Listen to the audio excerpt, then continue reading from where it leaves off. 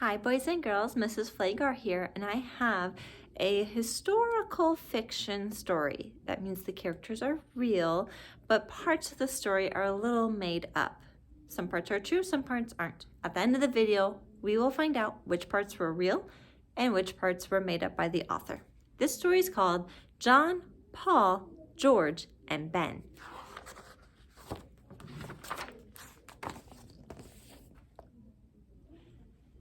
Once there were 4 lads, John, Paul, George, and Ben. Make that 5 lads. There was also independent Tom, always off doing his own things. John was a bold lad. At the start of every school year, the students were asked to write their names on the chalkboard, and every year it was the same story. John, his teacher would say, you have lovely penmanship. John, your confidence is refreshing. But John, come on. We don't need to read it from space. John Hancock. Paul was a noisy lad. Before fun was invented, people joined bell-ringing clubs. As a member of Boston's Old North Church, Paul spent hours practicing in the Belfry Tower. One time, that bell ringing took a toll on young Paul. All day, his head was filled with loud bings and bongs. He had to practically scream just to hear himself talk. Now, that's fine around the belfry, but not at work. Extra large underwear? Sure, we have some. Let's see. Large, extra large. Here they are. Great big extra large underwear. Paul was like a bullhorn in a china shop. Your wig? Yes, it's coming. And your polka dot shirts are coming. And the pink breeches are coming. It took many years and a midnight ride for people to finally appreciate his special talent. The redcoats are coming. Everyone except that big underwear lady. She was still mad. George was an honest lad. One day, he took his shiny new hatchet and chopped down his family's cherry tree. When his father discovered the tree, he asked, "Son, do you know who killed this beautiful little cherry tree?" "I cannot tell a lie," answered George. "'Twas I who chopped down this cherry tree." "Then run to my arms, dearest boy," cried his father, "for you have paid me for it 1,000-fold with your honesty." "Really?" said George. "In that case..." "When I tell you I've taken out the apple orchard, leveled the barn, and made kindling of your carriage, you'll be a wealthy, wealthy man."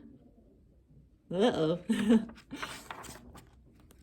Ben was a clever lad. Not only did he have a saying for every situation, he generously shared them with anyone, anywhere, at any time. Fish and visitors stink after 3 days. Oh my, that's not very nice. He considered it his duty to provide frequent free advice. The sleeping fox catches no poultry. Those who in quarrels interpose must often wipe a bloody nose. If your head is wax, don't walk in the sun. 3 can keep a secret if 2 of them are dead. Well, yikes. The townsfolk were so taken by his generosity, they came up with a saying, especially for Ben. Please shut your big yap.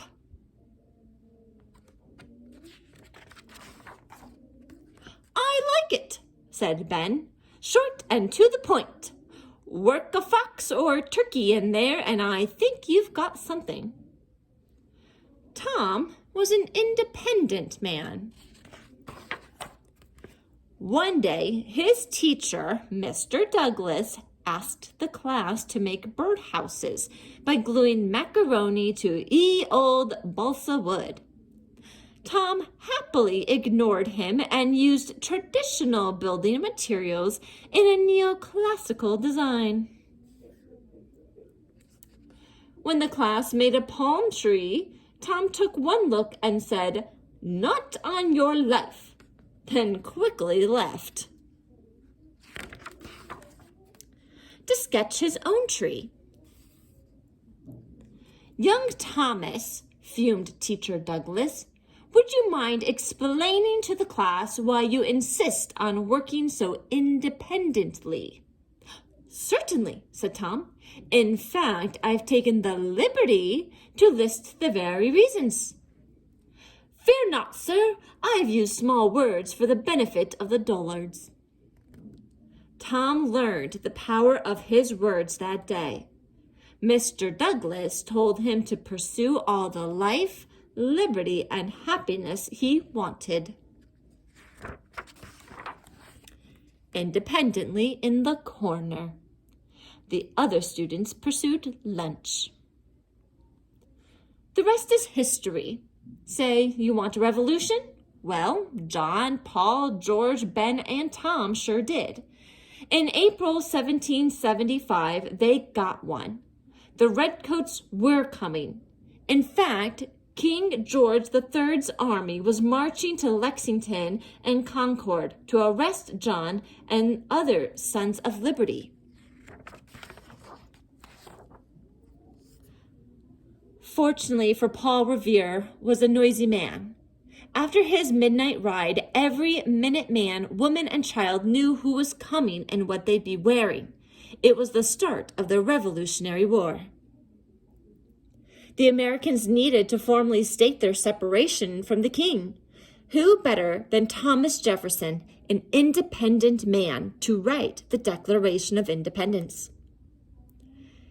Simply signing such a document was treasonous and dangerous. Ben Franklin, a clever man, said it best. We must all hang together, he quipped, or assuredly we shall all hang separately. One might think twice about signing his name. Not John Hancock. A bold man, he was the first to scribble his autograph, and man, just look at the size of that John Hancock. The war was won thanks to General Washington. Everyone thought he would make a great king for the United States of America. But George Washington was an honest man. The last thing we need is another King George, he said. President George, however, has a nice ring to it. Old epilogue. George didn't live in the White House like all the other presidents. He was asked to live in New York City, where there aren't so many trees. So this page right here tells us what was fact and what was fiction in the story. So I'm just going to read a couple of them for you. So John had the biggest signature on the Declaration of Independence. That part is true. It was so big, he reportedly bragged that the king could read it without his glasses. Let's do one for Paul. Pell was in a bell-ringing club at the Old North Old North Church. That is true. We're not sure if this caused him to talk loud, but you try ringing bells nonstop for hours and see how you talk. Let's see. Let's do one for George. George chopped down his father's cherry tree. That is false. This fable was invented by Mason Parson Weems. Pretty funny considering he made up a old tale to teach kids a lesson of history. All right, let's do one for Ben. All of Ben's sayings in this book were actually Ben's sayings. That is true. They all were from his Poor Richard's Almanac from 1733 to 1758. And finally, Tom's teacher was named Mr. Douglas. That part is true. He really did have a teacher named Mr. Douglas. All right, boys and girls, maybe you can find this book in your public library or the school library, and you can read about the other facts that were either true or not true. So your discussion for today is from this book, who was your favorite historian? Was it John, Paul, George, Ben, or Tom? Have everyone in your family share their answers and why that person was their favorite. Use that text evidence, and you can go back and watch the video again to get your text evidence as to why you liked that person the best. All right, boys and girls, I will see you next time. I hope you enjoyed this historical fiction book.